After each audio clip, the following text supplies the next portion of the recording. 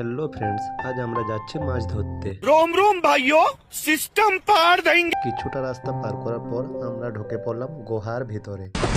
ऐसी जगहों पर आप ज्यादा तेजी से सफर भी नहीं कर सकते, लेकिन अगर आप ठंडे दिमाग से काम लेंगे तो हो सकता है आप जल्दी से और आसानी से इसे पार कर लें।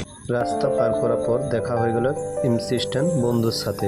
পৌঁছ গজব স্যার গজব। এমসিস্ট্যান্টে পৌঁছ দেখার পর আমরা বেরিয়ে পড়লাম মাছ ধরার উদ্দেশ্যে। রাস্তায় যেতে যেতে দেখা হলো আব্বা মনে হয় পেয়েছি গো। কি রে? বোধহয় চ্যাং মাছ। চ্যাং মাছ পাওয়ার পর আমরা উঠে পড়লাম রেল লাইনের উপরে। টেরাবেকা করে চলতেই রইলাম। তারপরে ঢুকে পড়লাম জঙ্গলের ভিতরে। जंगल, यहाँ पेड़ पौधे ज्यादा घने हैं, इसलिए आगे बढ़ना मुश्किल है।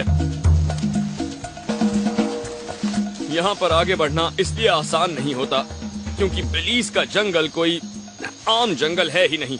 ये जंगल आम जंगलों के मुकाबले कहीं ज्यादा खतरनाक है। ফাইনালি জঙ্গল পার করে আমরা আমাদের মাছ ধরার জায়গায় পৌঁছে গেলাম। মাছ ধরার জায়গাতে পৌঁছাতেই একটা বন্ধু মাছের জন্য বিরিয়ানি বানাতে রেডি করে দিল। বিরিয়ানি রেডি হতেই মাছিরা বলতে শুরু করলো। ফাইনালি খুশবু পর আমাদের মাছ ধরা স্টার্ট হয়ে গেল।